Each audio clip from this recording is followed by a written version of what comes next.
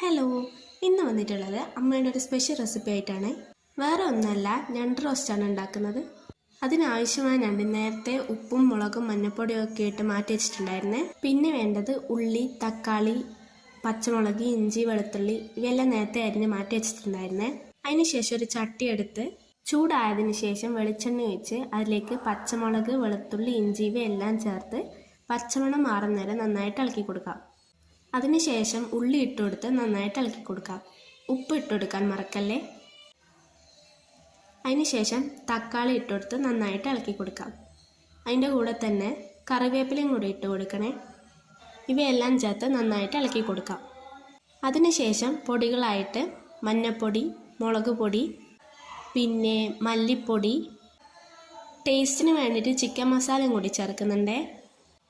അതിനുശേഷം കുരുമുളക് പൊടിയും കൂടി ചേർത്ത് നന്നായിട്ട് ഇളക്കി കൊടുക്കാം.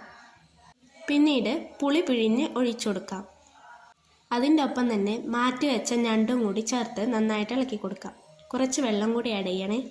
ഇനി ഇത് വേവുന്നത് വരെ അടച്ചു വെച്ച് വേവിക്കാം. ഇടയ്ക്ക് വന്ന് തുറന്ന് ഇളക്കി കൊടുക്കണേ, അല്ലെങ്കിൽ അടിക്ക് പിടിക്കും. ഇതിലെ വെള്ളം വറ്റുന്നത് വരെ അടച്ചു വെച്ച് വേവിക്കണേ.